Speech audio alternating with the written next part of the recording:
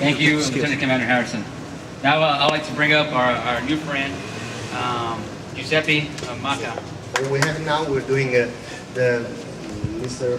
Macca is Mr. Macca is donating his piece of art that he made, and there's a story behind it. He says that he used to have a land here near Ponte Dirillo, and he found this.